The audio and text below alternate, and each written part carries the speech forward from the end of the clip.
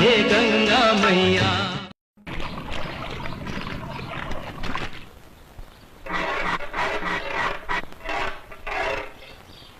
ए, सुनो, हमारी जूती टूट गई है, क्या तुम इसे ठीक कर दोगे? हाँ हाँ शास्त्री जी, क्यों नहीं।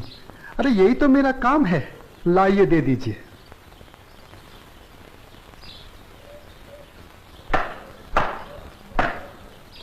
लीजिए शास्त्री जी, आपकी जूती ठीक हो गई। कितने पैसे हुए? जो मन करे दे दीजिए। ये लो। शास्त्री जी, बुरा ना मानो तो एक बात पूछूं? जो पूछना है जल्दी पूछो, हमारे पास समय नहीं है। आप लोग इतनी सुबह सुबह कहाँ जा रहे हैं? आज पूर्णिमा है, इसीलिए हम सब लोग गंगा स्नान करने जा रहे हैं। गंगा माँ के चरणों में दान पुण्य करके उनका आशीर्वाद प्राप्त करेंगे। परंतु तुम ये सब क्यों पूछ रहे हो? आप लोगों को देखकर मेरे मन में ख्याल आया था कि आप लोग जरूर किसी शुभ कार्य के लिए जा रहे हैं। अगर आप लोग मेरा भी एक काम कर दें तो आपकी बड़ी मेहरबानी होगी। करने योग्य होगा तो अवश्य करेंगे। जल्दी बताओ, क्या काम है? शास्त्री जी, आज बड़ा शुभ दिन है और आज के दिन मैं भी चाहता हूँ कि कुछ दान पूर्ण करके गंगा माई का आशीर्वाद प्राप्त करूँ। शास्त्री जी, मेरी तरफ से ये दमड़ी गंगा माई को अर्पण कर दें तो आपकी बड़ी मेहरबानी होगी। ठीक है, दे देंगे। लाओ। ये क्या बात कर रहे हैं? ज्ञानी होकर अज्ञानी जैसा काम करते हैं। क्यों, क्या हुआ? राम राम, आंखें होते हुए भी अंधों जैसी बात कर रहे हैं। ये छोटी जाति से है, अगर इसकी छुई हुई दमड़ी आपने छू ली तो आप भी अपवित्र हो जाएंगे। गंगा जी में डुबकी लगाने के बाद भी पवित्र नहीं हो पाएंगे। राम राम राम राम। हाँ, तुम ठीक कह रहे हो। सुनो, तुम अपनी दमड़ी इस पत्थर पर रख दो। जैसी आपकी आज्ञा। ओम अपवित्राय पवित्राय नमः। हाँ, अब ठीक है, अब आप इसे छू सकते हैं। ठीक है, चलो। शास्त्री जी, एक प्रार्थना और थी। अब क्या है? शास्त्री जी, अगर गंगा माई स्वयं हाथ बढ़ाकर मेरी ये भेंट स्वीकार करें तभी दीजिएगा, अन्यथा मत दीजिएगा। अगर स्वीकार करें तो बोल दीजिएगा ये तेरे भक्त रविदास ने भेजी है। ठीक है भाई, हम ऐसा ही कर देंगे। चलो चलो चलो, चलो।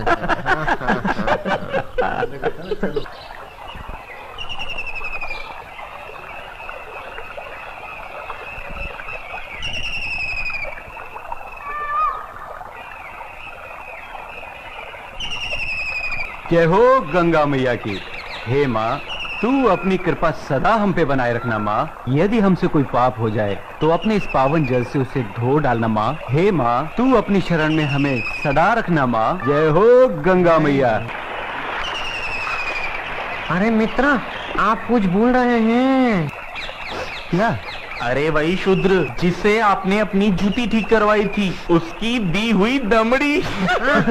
अरे उसने कहा था कि स्वयं गंगा माता हाथों से स्वीकार करे तो देना, अन्यथा नहीं। पागल कहीं का। अरे भाई, याद आया याद आया। यही दमड़ी ना? हाँ हाँ हाँ। हे गंगा मैया, ये दमड़ी उस शुद्ध रविदास ने आपको भेंट करने के लिए दी है और ये भी कहा है यदि आप स्वयं अपने हाथों से इसे स्वीकार करें तो ही हम आपको दें। जय हो गंगा मैया। अरे गुरुजी, आप भी क्या उस शूद्र की बातों में आ गए? भला ऐसा भी कहीं हो सकता है कि स्वयं गंगा माँ अपने हाथों से उस शूद्र की भेंट स्वीकार करे? अरे जब हम लोग शूद्र की दी हुई चीज नहीं लेते तो ये गंगा मैया कैसे लेंगी? मैं एक काम करता हूँ, ये दमड़ी मैं अपने पास रख लेता हूँ, मेरा आने और जाने का खर्चा निकल जाएगा। आज दान और पुण्य में बहुत खर्चा हो गया है। ठीक है भाई, इस दमड़ी को तुम ही रख लो। अब चले? चलो भाइयों। ठहरो, इधर लाओ। मेरे भक्त रविदास की दी हुई भेंट मुझे दे दो।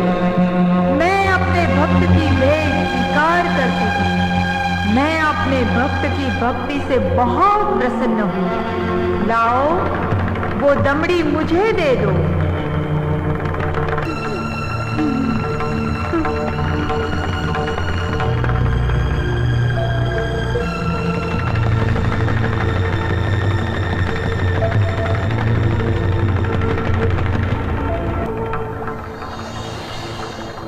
और सुनो, ये कंगन मेरी ओर से मेरे भक्त को दे देना और कहना मैंने उसकी भेंट स्वीकार कर ली।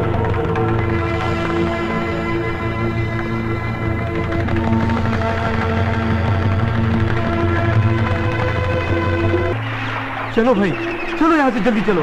ये मुझे लगता है ये जरूर उस शूद्र का फैलाया हुआ कोई माया जाल है। चलो। गुरुजी, हमारी आंखों ने जो देखा और हमारे कानों ने जो सुना, क्या वो सच था? वो तो एकदम सच था, किंतु ये बिल्कुल सच नहीं था कि गंगा माँ ने स्वयं अपने हाथों से उस शूद्र रविदास की भेंट स्वीकार की। और मुझे तो लगता है ये शूद्र रविदास कोई बहुत बड़ा मायावी है। हाँ, मुझे भी यही लगता है। मैं अपनी आंखों और कानों पर अभी तक विश्वास नहीं कर पा रहा हूँ। परंतु एक बात मेरी समझ में नहीं आ रही कि इस तरह के मायावी चमत्कार दिखाकर उस शूद्र रविदास को क्या प्राप्त होगा? प्रसिद्धि। हाँ हाँ, प्रसिद्धि। वो यही चाहता है कि हम उसके इस माया जल को चमत्कार समझें। तो आगे की कहानी मेरी पूरी तरह से समझ में आ गई। वो शूद्र यही चाहता है कि उसके इस चमत्कार की चर्चा हम पूरे राज्य में करें, जिससे राज्य के भोले भाले लोग उसे गंगा माँ का सच्चा भक्त समझकर उसकी पूजा करने लगे। आप बिल्कुल सही कह रहे हैं। लेकिन इस कंगन का क्या करें? अरे करना क्या है, दे देते हो शूद्र को। राम राम, कैसी मूर्खों जैसी बातें कर रहे हैं। ऐसा करते हैं, इस कंगन को महाराज के पास लेके चलते हैं। वो जरूर हमें इस कंगन के बदले में उचित इनाम देंगे। हाँ, यही ठीक रहेगा। तो चलो महाराज के पास चलते हैं। लेकिन उस रविदास के बच्चे से क्या कहेंगे हम? अरे हम उसके घर के सामने से ही नहीं जाएंगे। हाँ, बिल्कुल ठीक है। और वो इतना अंतर्यामी तो है नहीं। अरे उससे तो पता भी नहीं चलेगा कि गंगा माँ ने उससे देने के लिए कोई कंगन दिया भी है या नहीं। और देखो, ये कंगन गंगा माँ ने स्वयं अपने हाथों से हमें दिया है, इसलिए इस कंगन पर सिर्फ और सिर्फ हमारा अधिकार है। तो चलिए, ये तय हुआ कि कल हम सब महाराज के पास चलते हैं। और कल हम सब लोग डी बाबा वाले पेड़ के नीचे मिलते हैं। जय हो डी बाबा की। नहीं विश्वनाथ जी अभी तक क्यों नहीं आए? मुझे तो लगता है कि इनाम के बारे में सोचकर गुरुजी सारी रात सोए ही नहीं होंगे। तो आ गए विश्वनाथ जी, देर से आए पर दुरुस्त आए। क्या बात है भाइयों, आप लोग रात को घर नहीं गए क्या? अगर घर चले जाते तो धनवान कैसे बनते? चलिए जरा जल्दी चलिए, हमें राजमहल पहुंचने में कहीं देर न हो जाए। चलिए चलिए।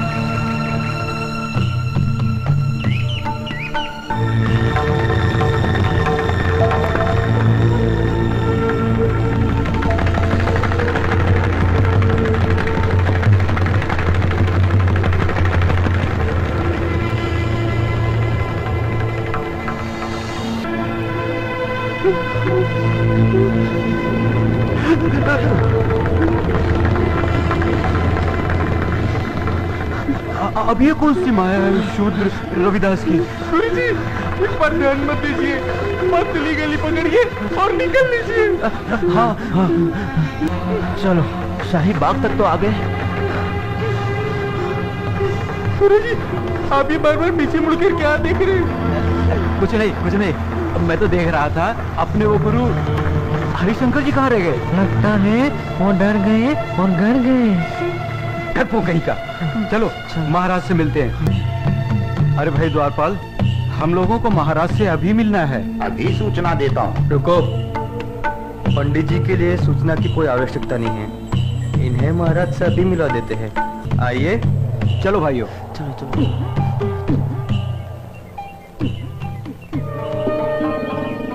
महाराज महारानी की जय हो। महाराज, पंडित विश्वनाथ जी आपसे मिलने आए हैं। ठीक है, आने दो। जो आज्ञा महाराज।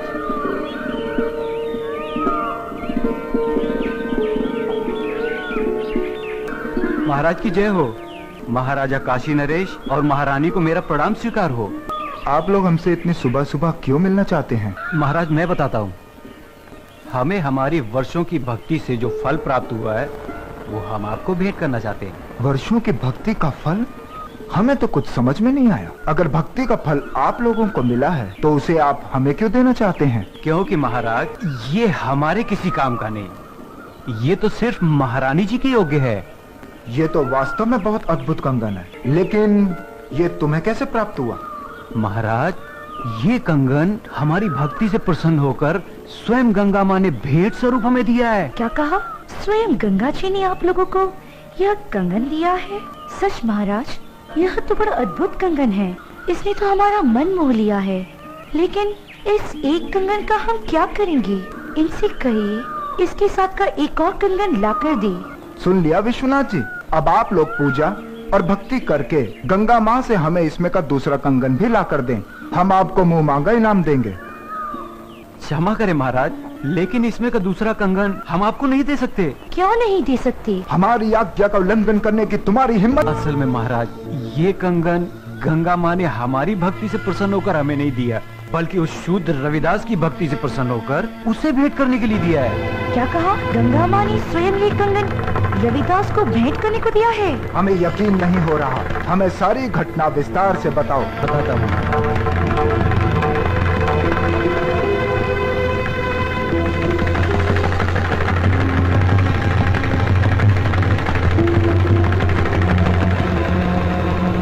महाराज हमने सोचा कि वो शूद्र रविदास इस सोने के कंगन का क्या करेगा, और बस इनाम पाने के चक्कर में इसे लेकर आपके पास चले आए। ये तो बहुत बड़ा चमत्कार हो गया। ऐसा तो आज तक कभी सुनने में नहीं आया। कल हम स्वयं रविदास जी से मिलने उनके घर चलेंगे और आप सबको भी हमारे साथ वहां चलना होगा।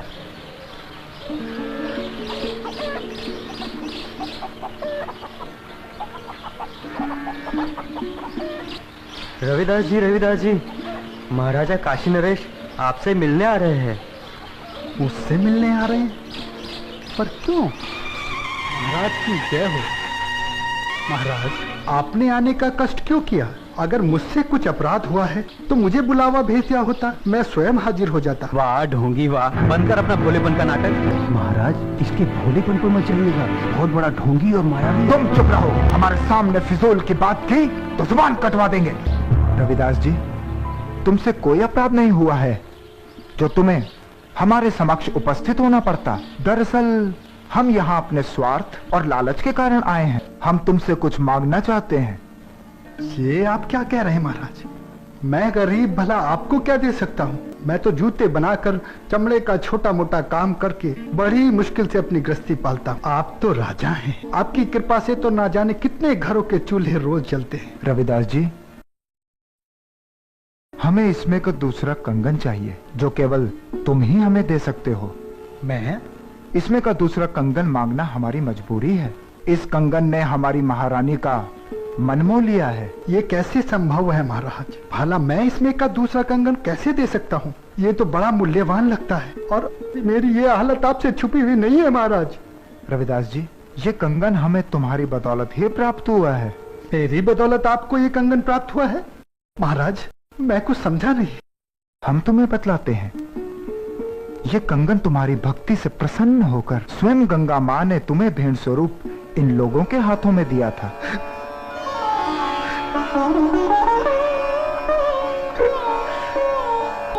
आप सच कह रहे हैं ना महाराज?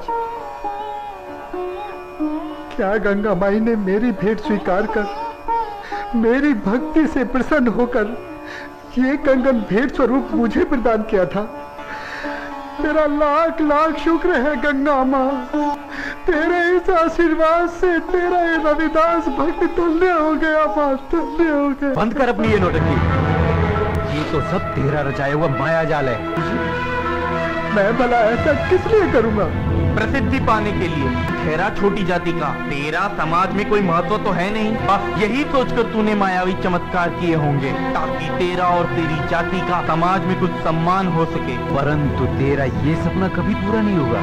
अगर तू सचमुच में गंगा माँ का सच्चा भक्त है तो गंगा माँ से दूसरा कंगन इसमें का मंगा ले और महाराज को दे दे।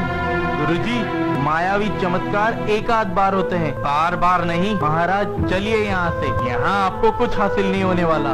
मैं चमत्कार दिखाने और देखने के पक्ष में नहीं हूँ। मैं तो सिर्फ इतना जानता हूँ कि प्रभु की भक्ति सच्चे मन और पवित्र आत्मा से की जाती है। किसी की भक्ति को नीचा दिखाकर अपने को बड़ा साबित करना, ये प्रभु के भक्तों को शोभा नहीं देता। तू हमें उपदेश मत दे। तू सचमुच में ही इतना बड़ा भक्त है तो चल गंगा के तट पर और कर दे महाराज की इच्छा पूरी। शास्त्री जी, अगर आप मेरी भक्ति की परीक्षा ही लेना चाहते हैं तो उसके लिए गंगा माई के तट पर जाने की क्या आवश्यकता है? क्या मतलब? मतलब कुछ नहीं शास्त्री जी, मन चंगा तो कठौती में गंगा। शास्त्री जी, अगर मेरी भक्ति सच्ची है तो गंगा माई को मेरी इस कठौती में से प्रकट होकर मेरी भक्ति की लाज रखनी होगी। तो तुम्हारे कहने का मतलब है कि गंगा माँ स्वयं तुम्हारे इस गंदे पानी से प्रकट होंगी और तुम्हारी भक्ति की लाज रखेंगी। किसी ने सच ही कहा, नीच आदमी हमेशा नीचा ही सोचेगा। तुम अपनी बकवास बंद करो।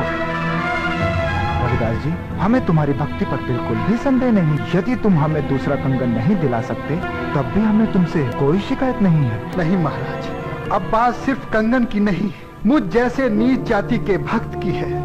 अगर मैं इस तरह हार गया तो मेरी जाति में जन्म लेना बेकार हो जाएगा और ये मेरी जाति के माथे पर कलंक होगा और मैं अपनी जाति के माथे पर कलंक बर्दाश्त नहीं कर सकता। मेरी जाति, मेरा समाज मेरे नाम को धिक्कारे, ऐसा मैं कभी नहीं होने दूंगा। महाराज, मैं आपकी इच्छा पूरी करने का प्रयत्न करता हूँ। आओ भाया, वो पहाड़ के नीचे।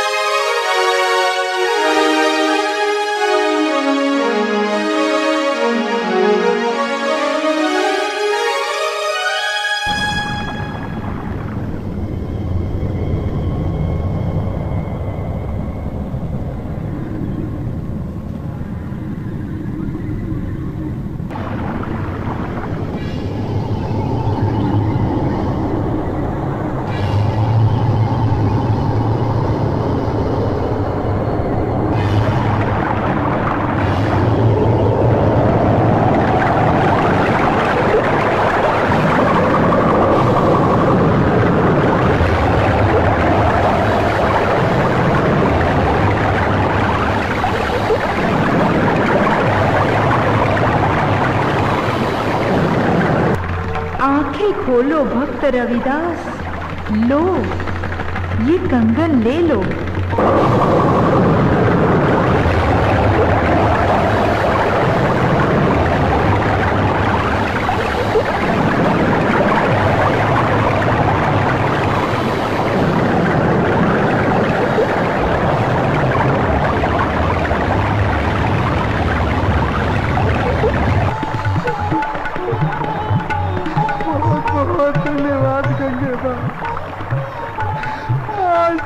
छोटी जाति को और छोटा होने से बचा लिया माँ।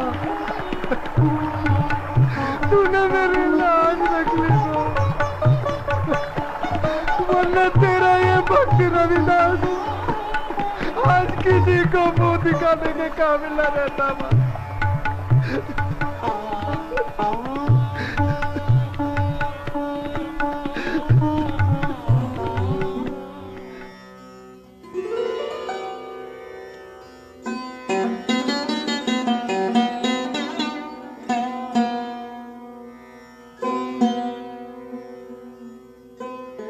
हमें क्षमा कीजिए रविदास जी, आज आपको हमारे कारण अपनी भक्ति का इम्तिहान देना पड़ा। हम आपको और आपकी भक्ति को प्रणाम करते हैं।